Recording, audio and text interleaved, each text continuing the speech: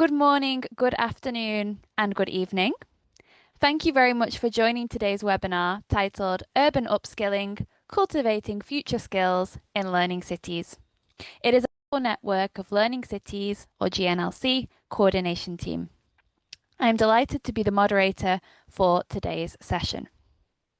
Today's event is the third in a series of 6 webinars we are hosting this year as part of the GNLC's activities. Throughout the year, we will be exploring a broad range of topics, all focused on fostering inclusive learning opportunities for individuals of all ages at the local level. Each session will cover a different theme and address the needs of diverse learner groups. The topic we are addressing today, upskilling and future skills development, is particularly relevant.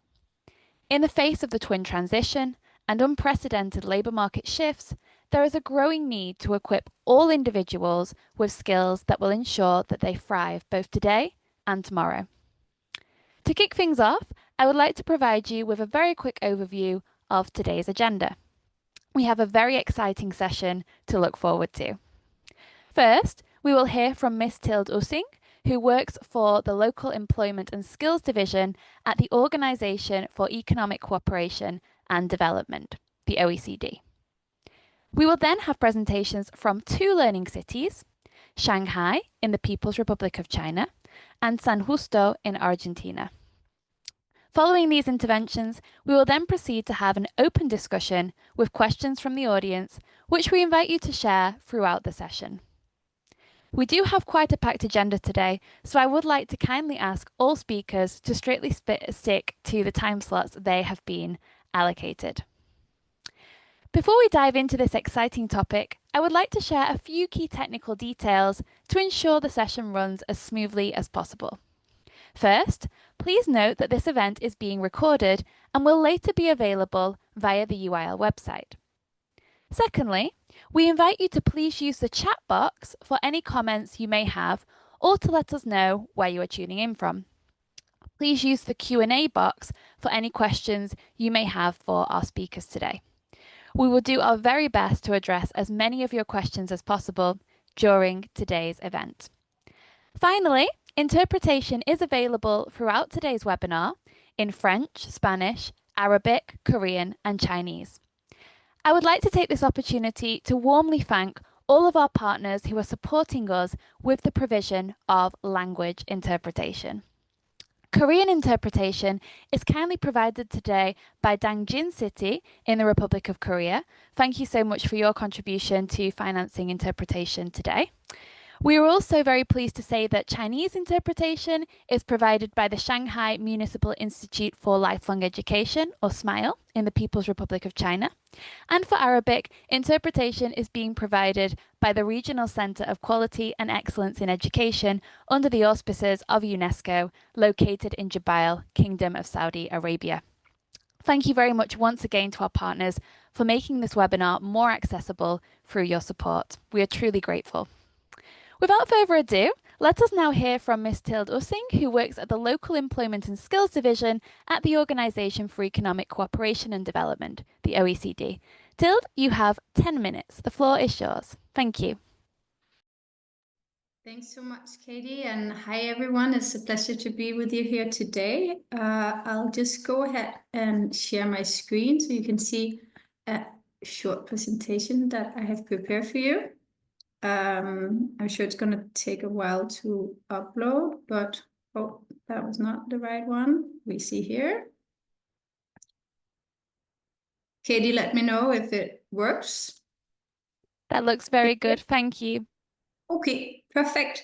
So again, thanks so much to all of you for being here and to UNESCO for inviting me to this event. As said, my name is Tilde and I work at the OECD in our Division for Local Employment and Skills. So we focus on supporting regions and cities, but also national governments in designing local employment and skills policies that are adapted to local and regional needs. So first here, just a brief overview of what we do. As said, We focus on both employment and the skills side of policies, and in between that, in terms of how we support, we do everything from the analytical piece to providing advice and guidance to providing implementation guidance, and also facilitating these types of peer-to-peer exchange events. That is, I think today is a very good example of. So that's just a brief overview. I'll say a few words about the context that we are in, building on some of our recent studies and papers. And then I'll move in to say a few more words about a very recent paper that will be launched actually today on the role of subnational governments in adult skill systems, which I think is very topical to what we're going to discuss today. So just first of all, briefly in terms of the context, and I think this is important in terms of understanding why do we actually discuss the role of cities in facilitating adult learning. So some of our recent findings clearly shows the diverging geographical impact of the green transition.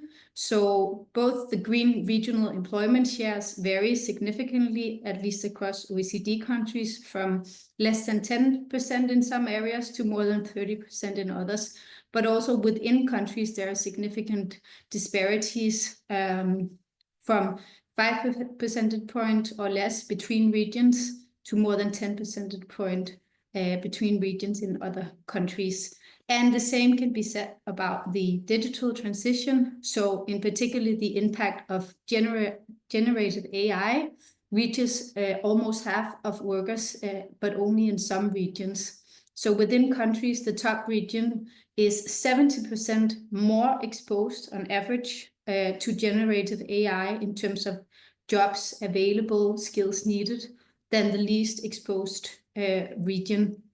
And exposure, as we have seen it from the data we have available across OECD countries, ranges from around 13% in Colombia, Cauca region, to close to 50% in Brussels region in Belgium. And that's what you see here on the figure. And overall, we see that metro regions or urban areas are significantly more exposed than other regions. And this is different than what we saw from the automation wave that came earlier, where it tended to be more the rural areas that was hit the hardest by changes in available jobs and skills required. And just the last piece of data I wanted to share with you. So while labor market have become tighter overall, we see regional labor shortages that vary within and across countries. So the region facing the highest labor shortages has more than 5 times more vacancies per unemployed person than the least tight region on average. And all this is just to say that given these significant variation in how global megatrends impact labor markets regionally or locally, of course, it's important to discuss the role of cities or subnational governments in meeting these challenges and designing policies that can facilitate or help workers stay in the labor market or enter the labor market and remain relevant for the labor market. So now I'll move to a few findings from our new paper on the role of subnational governments in adult skills systems. So this is how it looks like, and there's a link and a QR code that you can use afterwards. We'll make sure to share it so you can find the paper. But first of all, I mean, what we've set out to do with this paper is to map the role of subnational governments in adult skill systems. And you can ask the question very naturally, why should we do this? Why is it interesting? I think there's a couple of key points as to why we've set out to do this. First of all, the urgency in terms of continuously updating and future-proofing adult learning systems, given the changes we see in labor markets and the global megatrends that I just discussed. So that, I think we all agree that adult learning should be on the top priority for most governments now and in the future in order to meet changing demands from the labor market. But the other point is that these systems tend to be highly complex. So adult learning is very seldomly like a unique silo policy. It's very often interlinked with other policies. And often we also see that responsibilities are split across different levels of government, but also across various types of public and non-public stakeholders. So we need to understand governance structures and how we make things work together in the best way possible. Then there's the point about geographic diversion and again, division of responsibilities. So given that it turns out very differently across areas, of course, we need to understand what is the role of subnational governments. And what we saw before we started this work, that no one has really in a very structured way provided this overview of how much is subnational governments actually involved. It's something we speak a lot about. I think we can all agree that in all countries they're involved in some way or another, but we just don't have the hard data to say they are involved in this and that way, and how this is how it looks across countries. So that's what we set out to do, basically to map the allocation of formal, first of all, responsibilities of adult learning policies across levels of government in all OECD countries. And based on that, trying to organize countries into governance models, centralized, combined, and decentralized, and draw some lessons based on these findings across policy areas and countries. So I won't share all of the findings, but I'll give you a couple of highlights in the interest of time. So this is the overall picture. How we've organized them is 13 countries we see, and again, this is across OECD countries only. 13 countries have been categorized as centralized, 16 as combined, and 9 as decentralized. And here it's important for me to say that when we speak about adult skills in this paper, we take a very broad approach. So it includes the training included in active labor market policies. It includes vocational education and training for adults. It includes continued education and training. So what you can often say is the re and upskilling part for those who are already in the labor force. And of course, also the more basic adult skills provision, in particular for those who are furthest from the labor market. So what you see here is the combination and assessment across all those 4 policy areas into one categorization for countries. What we have in the paper is a more detailed categorization also per each policy area for each country. So you can find more information in the paper on that. And then I just wanted to, here you see 2 of the policy areas that we dive into: active labor market policies, the training part, and adult education, which in this case would be equal to the basic skills provision. So basic English skills, basic literary skills, etc. That's what we call adult education in this policy area. And just I included these 2 as an example. What we see for active labor markets policies is that this is the policy area that is most frequently financed, implemented, and delivered by national governments, often in form of a national public employment service agency. But it often takes place through a delivery structure of deconcentrated offices. So this national organization operates locally, and we see that local authorities very often complement national efforts, in particular supporting those who are furthest from the labor market. And then on the other hand, the adult education basic skills part is the policy area that is most frequently financed, implemented, and delivered by subnational governments. And often this is done in cooperation with non-state actors. And what we see is that countries have put in place various mechanisms, in particular financial mechanisms, to guide local provision from the national level.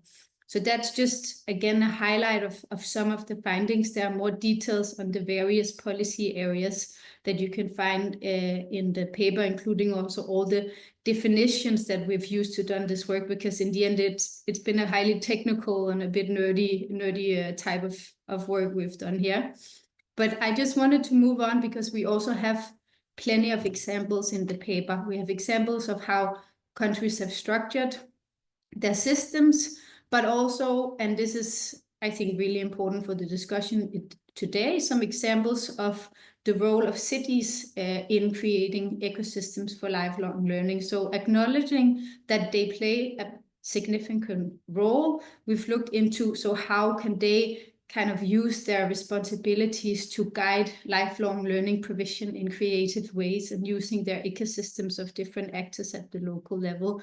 Here I've just highlighted 4 different categories that I think are interesting. So the first is smart city initiatives. So for example, cities using technology to assess skills gaps and match citizens to training, but also providing digital literacy programs, especially in underserved communities. The second is urbanization and the green and digital transition. So really integrating future skills needs into everyday urban life. I think also a very interesting example of how cities use their powers locally.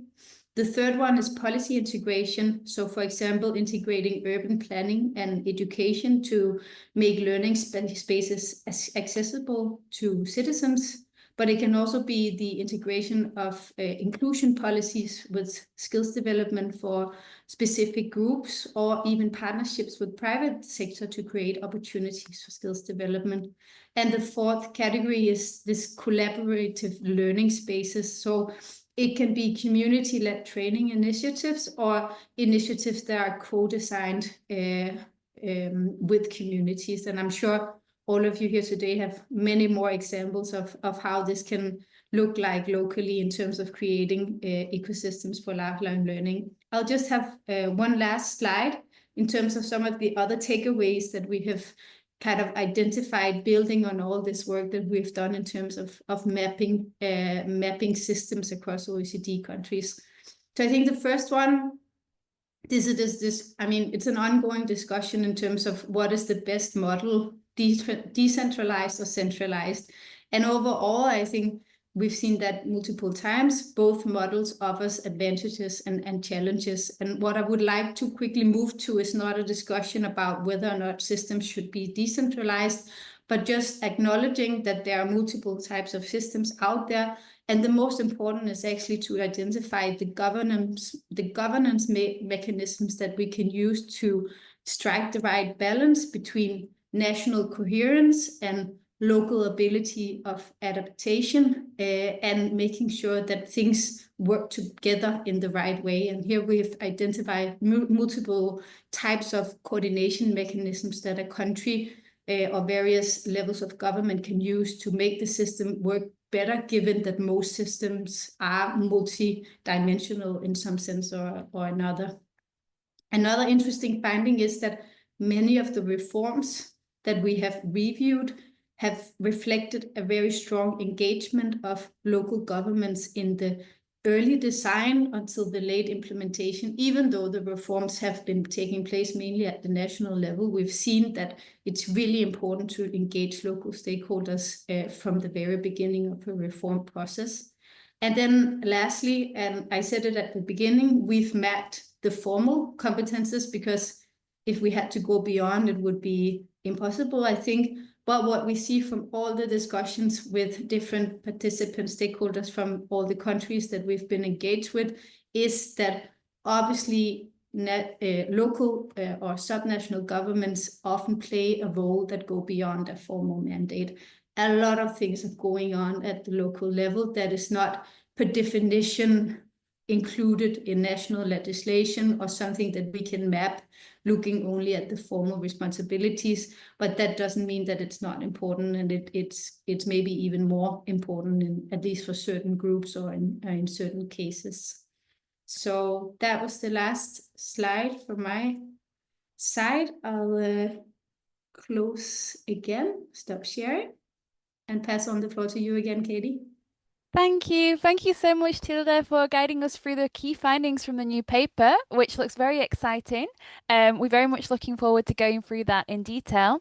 And I think the point she raised around the importance of integrating future skills needs into everyday urban life, co-designing learning with communities, and also being able to clearly determine who exactly is responsible for adult learning processes in different contexts are all highly relevant for today's discussion on upskilling and future skills development in learning cities. So I really think your presentation provides a very good foundation for the practical examples we will be hearing about in today's session. Thank you so much again.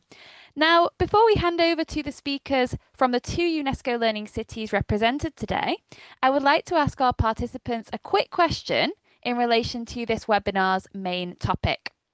That question is, what is the biggest barrier to future skills development in your city? So, what is the biggest barrier to future skills development in your city?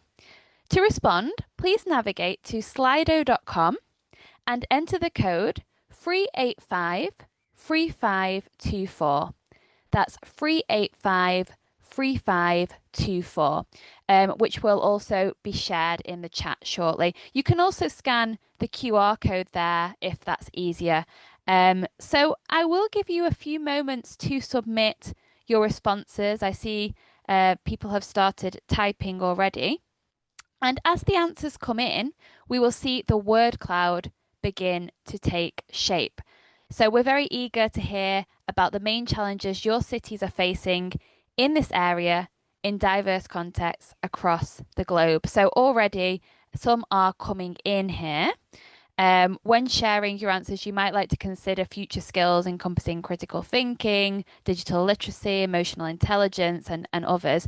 Already, some of the key barriers we're seeing, okay, lack of funding, funding cuts. So, really seeing the centrality of funding, money coming through here. Of course, a key component, resource mobilization when it comes to supporting future skills development in cities. Very interesting to see how strongly that has come out. Lack of budget as well, also tying into that.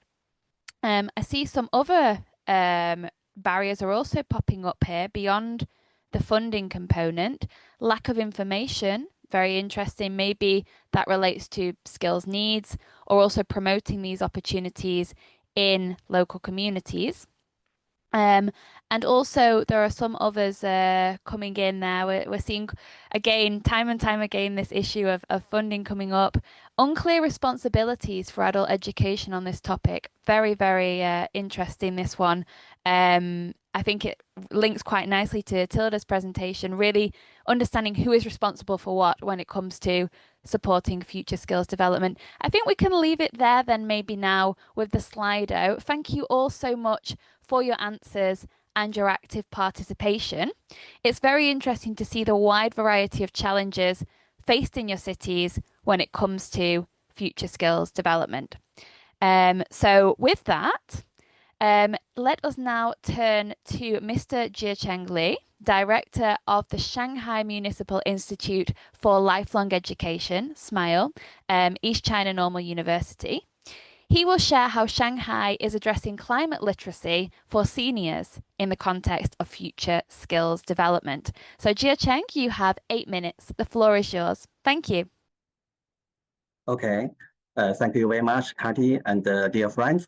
I'm Jiecheng Li from East China Normal University, and I work for Shanghai Municipal Institute for Lifelong Education. You can call it a SMILE. And Shanghai is a member city of global network of learning cities.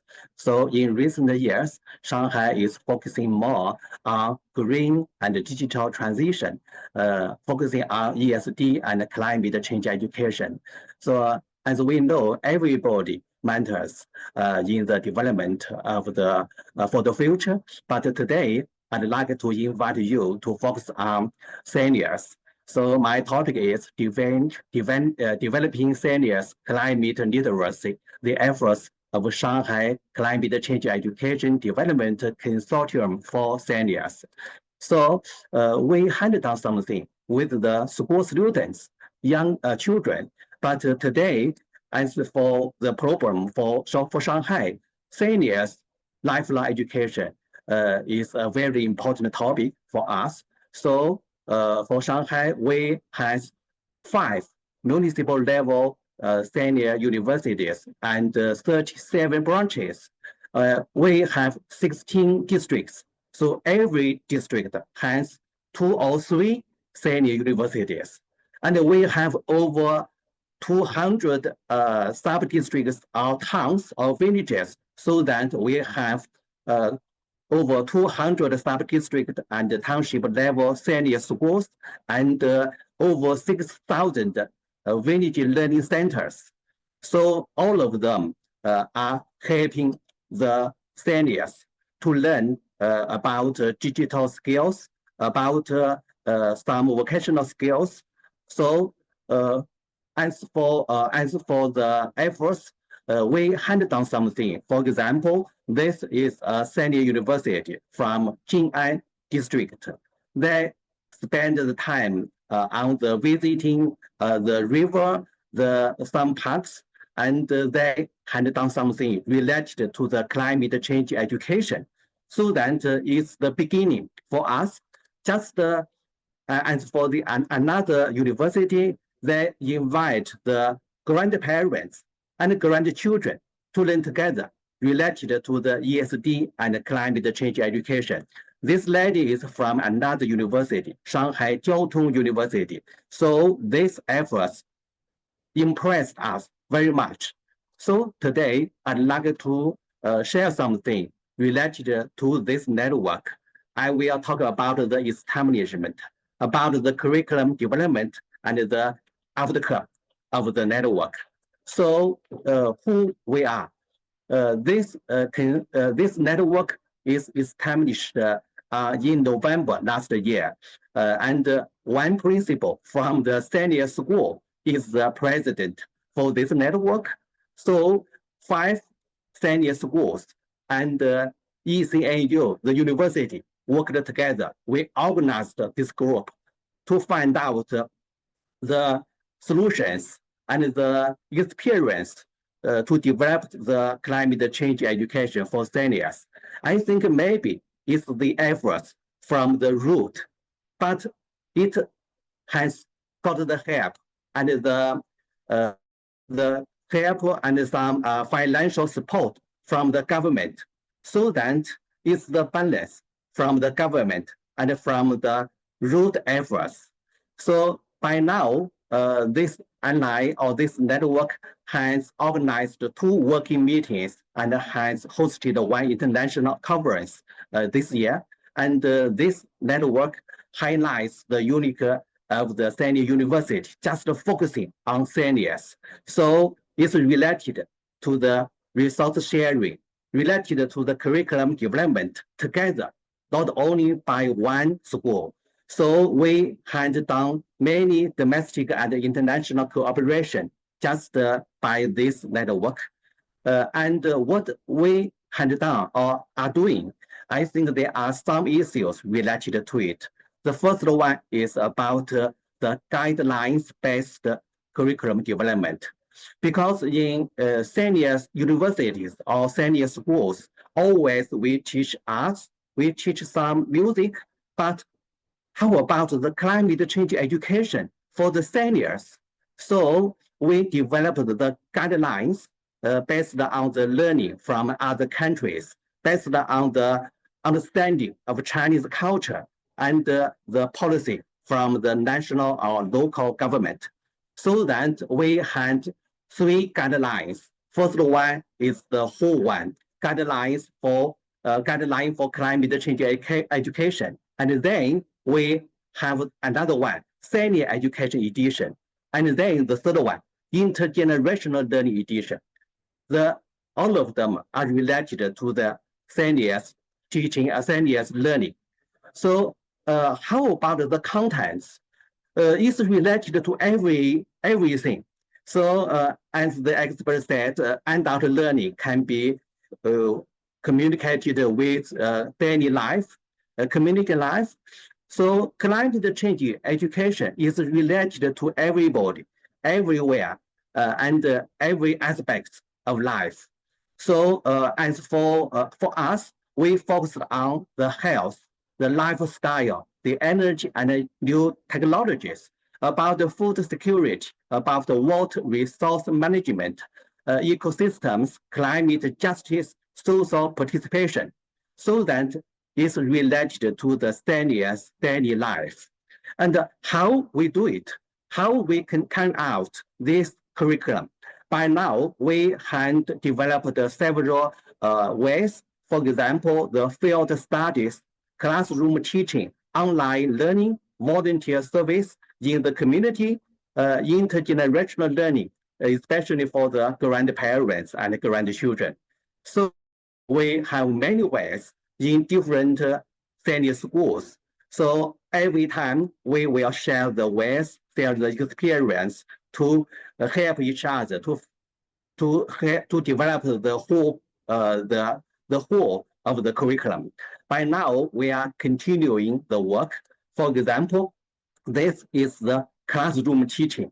The professors will teach the grandparents or seniors in the classroom about the urban development, about climate change issues, so that the seniors can learn very quickly and more questions and answers can happen between the professors and the seniors.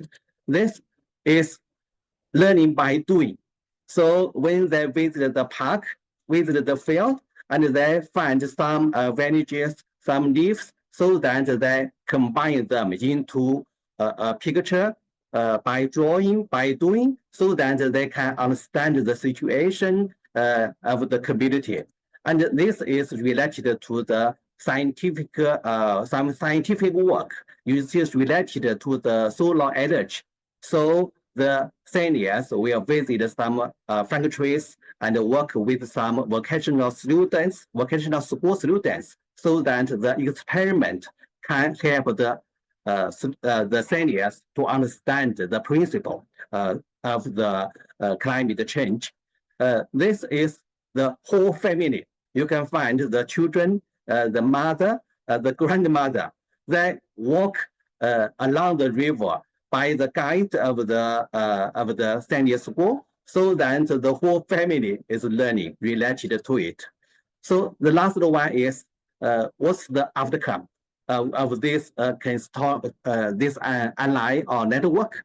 So by now, we are continuing the research related to this work, so that by now we had found something. For example, for the seniors, there are knowledge and skills that will learn by the process, so that they will know more related to this topic, not only about the science, but also related to the philosophy thinking, to the geography, to the biodiversity. So many issues are related together. The second one is about the global perspective and the sense of local value, especially the global perspective, because the seniors now they have more ways to know what have happened in Hamburg, in Espoo, in different learning cities. So by now, the more seniors are getting familiar with the global perspective or global issues. Actually, climate change education is a global issue. So the third one is about the ability to apply the skills into family and community or social life. What they had learned always apply into the life. So they will talk and work with more family members, community members to improve the situation. The last one is about awareness and action of lifelong learning. So it's a very challenging task for seniors, because they should learn more related to the science, to the political, to many subjects, but they are doing something. So by now, the consortium's efforts can benefit a vast number of seniors, just because it's the beginning for us. But we think we value this work. We think we should develop the whole curriculum, and then we will work with over 200 seniors schools together in Shanghai. So we are trying the best and welcome the friends to Shanghai this September. We have two conferences related to ESD and climate change education. This is the website. Thank you very much. Thank you. Thank you. Thank you very much, Jie Cheng, for sharing this truly inspiring example of how a city can foster climate literacy and climate change education for learners throughout the lifespan including older learners. So, in the face of the climate crisis and related challenges, I think that fostering climate change education and the various skills that come with that for all individuals in cities will become more and more important. And it was really wonderful to see the way your efforts in Shanghai are rooted in concrete plans. They rely on a close articulation with senior universities, schools, learning centres, and others, and also count on such a wide array of methods encompassing intergenerational learning, which comes out really strongly. So it was really brilliant to also see some pictures there of learners in action too. Thank you so much again. For our audience, please feel free to share any questions you may have for today's speakers in the Q&A box. These will be explored during our discussion later. I see some are already coming in. So now let us learn about the experiences of the city of San Justo in Argentina as we turn to Miss Monica Astore, Education Coordinator in the municipality of San Justo. This intervention will be delivered in Spanish, so if you do wish to follow it in English, please make sure that you are in the English interpretation channel. You can find this by clicking on the button that looks like a globe at the bottom of your screen. Monica, you have 8 minutes. The floor is yours. Thank you. Hello, good morning, good afternoon, or good night.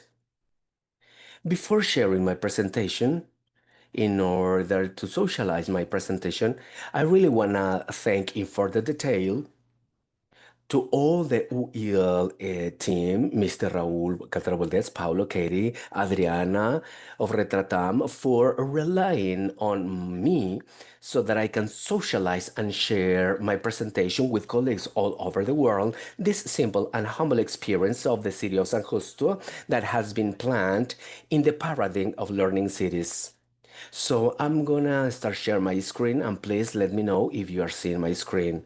Listo. Muchas gracias. Thank you very much. Can you see my screen now?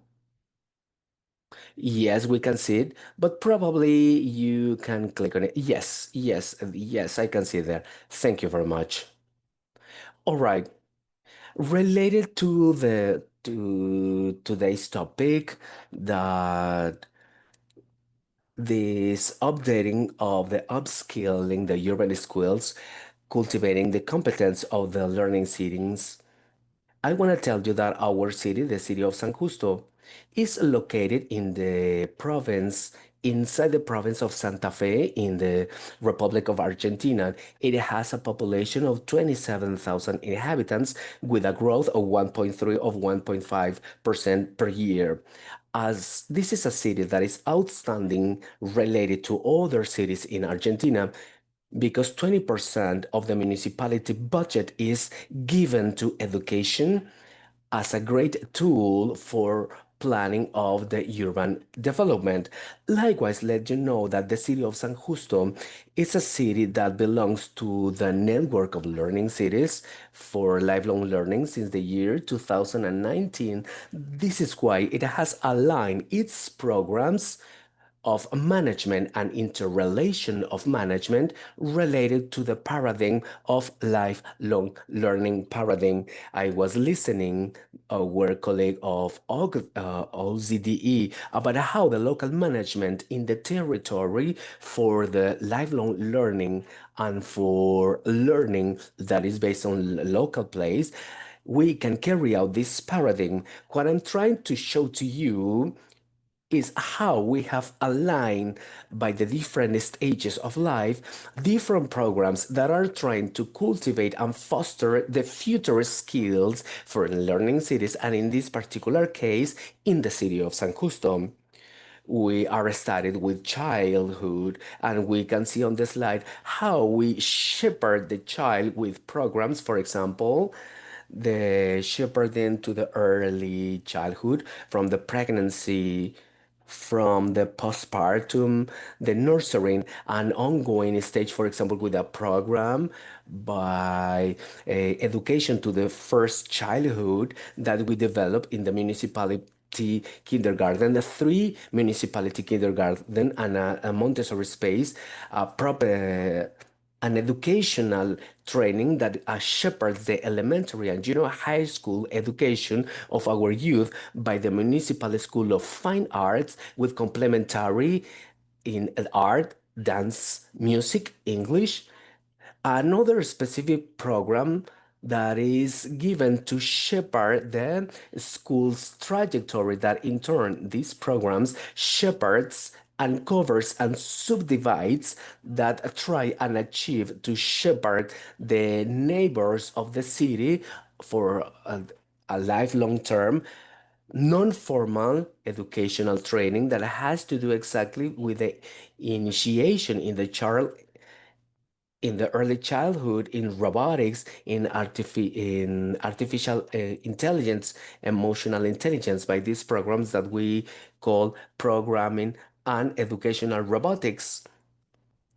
And let me tell you that we have two urban spaces and urban contexts of technological inclusion that allow for all the skills, all the technological skills and the innovation for the future in cities. This is a school orchestra that shepherds the municipal development in children with orchestra training and also by teaching concerts, a council of boys and girls where citizen participation at early childhood is essential and the great access of work related to the management of the city. But also this environment for the early childhood, it's a context that is shepherded by educational platforms because our model, our educational urban model related to foster the proposals of innovations for the future are based in the STEAM method, learning by doing, and namely by maths, science, engineering, arts, and emotional intelligence. If we go on in the ages of the lifelong learning, and specifically in teenage and early adulthood, our city is an ecosystem that develops that the different nuances shepherding as well the children who graduate of elementary school that go to junior high school to adopt modalities that later on will allow him to take vocational decisions for university or college, and that talent that is generated and managed in the city will go in crescendo so that those professionals in turn give back to the city that social productive fostering that the city needs in order to become into a pole of technological development. If we go on with ages related to the lifelong learning, for example, we get to notice that along with our other colleagues, namely with the seniors, a huge challenge that we have in our city would be the first childhood and for senior age. We have had to develop curriculum to keep active all the seniors and for the seniors to be in a stage of their life that besides the expertise to have a balance related to digital innovation and to release all the potential of learning that the seniors have and that they can do in their age. We make programs to shepherd and we incorporate to the proposals of centers of life for seniors. And with our teams, we go to these community centers, we go to these homes, we go to families for seniors. We prepare this training for educators for seniors, but also parallel, we do this digital literacy program in the Aula del Futuro or future classroom that are spaces given to the technological and digital inclusion because the one and only way that we can develop and foster the future skills is to be connected and above all how we are going to be trained in the digital area. So this is what we are doing focused in the STEAM education.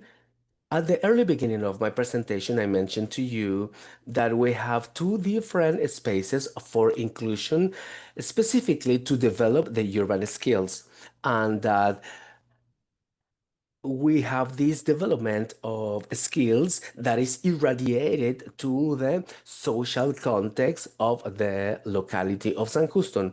The Área del Futuro or future classroom is a space given that is dedicated to developing skills that have to do with generating soft skills online for boys and girls from 3 years old to 12 years old, where specifically they get to develop the mathematical thought and robotics by programs and proposals that have to do with programming in education as well as in robotics as the great and main tools to generate the development of mathematical thought and the capacity to resolve problems. Therefore, children learn to program connected and not connected as well. They get to generate their own projects, to use artificial intelligence, and also to generate proposals of 3D printing. The voice of childhood, the transformation from art, makes for the city to be really in an ongoing but slowly transformation later on to impact on the daily life of citizens. Let me share to you those photographs and tools that both boys and girls are developing and using in the future classroom so that they can work and that they can develop their own proposals related to the ongoing life learning, but basically to being updated to the circumstances related to technological innovation and to the capacity of the future skills. Monica, I'm sorry. I'm sorry for interrupting you. That is so interesting. It's really, really outstanding. We are learning a lot. However, I would like to ask you if you could finish. You only have 1 minute left. Thank you very much so that we can go to the Q&A session. Yes, I'm closing. Yeah, the last space would be Tecnoteca. Tecnoteca is for youth with 7 areas of innovation: radio, TV, gaming, digital literacy, robotics, 3D printing, techno-kits, and streaming education. This is a space given to technology, to the world of the youth, to the world of the developing of technological and entrepreneurship proposals, and a space where both technology companies and the human talent join together in my city. Thank you very much. And we hope to see you soon in San Justo. Thank Thank you. you. Thank you so much, Monica, for that really comprehensive intervention. It was truly fascinating to learn more about your city's efforts to foster future skills development, in particular for individuals of all ages, which is something key for this topic in Learning Cities. It was great to learn about Aula del Futuro, and you also touched on your city's work to advance with really exciting topics like 3D printing, robotics, using AI to foster creativity and gamification through a lifelong learning approach. So it was a really super interesting presentation, and thank you so much for the very concrete ideas and strategies you shared, which may serve as a source of inspiration for other Learning City representatives here today. Thank you. So now, in the interest of time, let us move to our Q&A session. And we see that many interesting questions have been coming in. Thank you so much to everybody for sharing those with us. Just in the interest of time, I would ask our speakers to be quite brief in responding to the questions. First of all, I would like to turn to Mr. Jia Chengli from Shanghai and ask you a couple of questions. I'll merge them together in the interest of time, just to make sure we can cover as much as possible. But Jia Cheng, we've received some different questions from you. So what is the age range of seniors that you're referring to? So what ages are the seniors that you mentioned? And also, could you please share some thoughts on how you are approaching the monitoring and evaluation side of things. So could you elaborate on the indicators you have established to verify whether these learning experiences translate into day-to-day behavioral change among older adults, and also on the specific monitoring and evaluation methods you use to track and assess those outcomes over time? If you could maybe share this with us in 1 minute, that would be great. Thank you. Okay. Okay. Thank you. Thank you for your question. Thank you very much. Actually, we handled from Hamburg about how to evaluate or track the achievement of the learners. So for our program, maybe I can mention 2 points. The first one is about the feedback during the learning process. So when we conducted the curriculum, the seniors are learning in the classroom, in the community, so that we can get the feedback directly. So we need not wait for 1 year, just in the process. So this is the first point. The second point is related to the long ways research. We are developing approach. We want to find out the outcome just by collecting more data, so that maybe half a year or after 1 semester, we will collect more data related to the seniors learning, related to the family learning, or the professor's feedback. So we will collect more data, and we are from the university, so that we will do some research, just data-based, so that we will get more help. We want to get more help from you. Thank you very much for the question. Thank you. Thank you very much, Jia Cheng, for that very thoughtful response there. Super. So in the interest of time, I would like to now turn to Tilda regarding a question that's come in relation to the freeway typology of centralized, combined, and decentralized systems. So the question says, in several countries, responsibilities are split. For example, vocational training may be devolved to regional authorities, while basic adult education remains centrally governed, yet they are placed in a single category. Might this simplification limit the precision and usefulness of cross-country comparisons and policy lessons? So if you could kindly share your thoughts on that in around 1 minute, that would be much appreciated. Thank you, Tilda. Yes, thanks so much. Thanks so much for the question. It's highly relevant. I mean, in the interest of time, I couldn't share all the details, but indeed we do map countries per policy area. So we do have an assessment of whether or not a country has a centralized, decentralized, or combined system for each of the policy areas, and also for each of the 5 types of responsibilities that we map: governance, intelligence, financing, implementation, and delivery. And what you saw in one of the slides is the overall summary. And I agree that can leave out a lot of important details, but all the rest of the details you do have in the paper also, because in the end, it might be more relevant for you to understand how do you compare VET systems across countries, or how do you compare the basic adult skills part of the adult skills system. So all that you have in the paper. Final word to say is the approach we've taken in terms of the summary of categorization is that if a country has at least 3 areas that we categorize as centralized, we would categorize that country as overall centralized.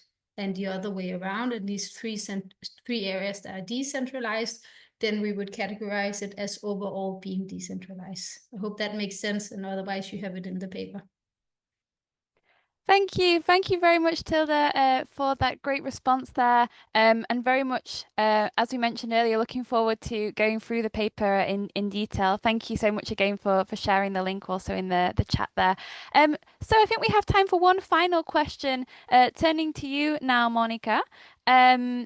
We have a question that has come in with regards to the most important future skills. So which future skill do you consider to be the most important, Monica, looking ahead? I know in San Justo you're working to support the development of various skills across the community, but which skill would you consider to be the most important for the future in San Justo and maybe beyond? I would invite everybody who wants to listen to the response of Monica in English to make sure you're in the English interpretation channel. Thank you.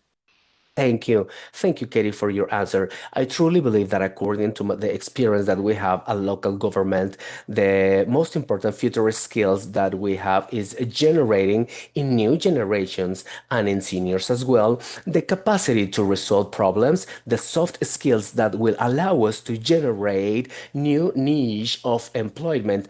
Today, a company, the enterprises need those soft skills. That is why we rely on soft and hard skills, and specifically in developing in children robotics, educational programming, the STEM model, learning to do those soft skills that today will access to the market of new employment. Thank you very much. Thank you so much, Monica. Totally agree. I think the importance of soft skills, problem-solving capabilities that can be transferable to a wide range of contexts will be super, super important, I think, for many, many cities looking ahead. So thank you so much for your response there.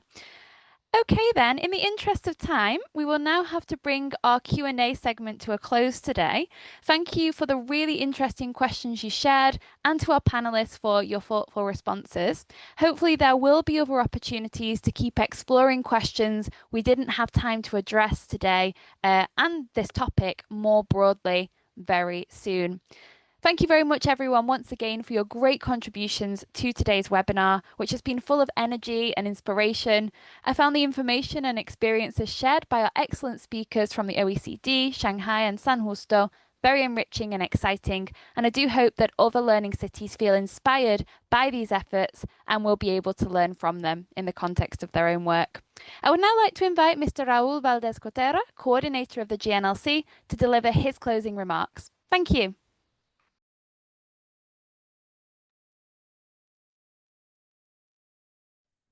Thank you very much, Katie, and thank you for everyone for your great contributions to today's webinar. Particularly, I found the interventions and experiences you share here very enriching, and I hope that other cities can take away a good inspiration of what we heard today. I think that today's presentation explore some of the critical skills that are and will be crucial as we build our cities of tomorrow, including those related to digital and climate literacy, among others. And it was wonderful to learn from concrete initiatives used to support the development of future skills across different stages of life. The presentations shared today also highlighted the pivotal role of local leadership and institutions in driving forward upskilling from a lifelong learning perspective within communities. I would like to thank you for your presentations, and I would like to thank also to UIL colleagues involved in the preparation and facilitation of this webinar.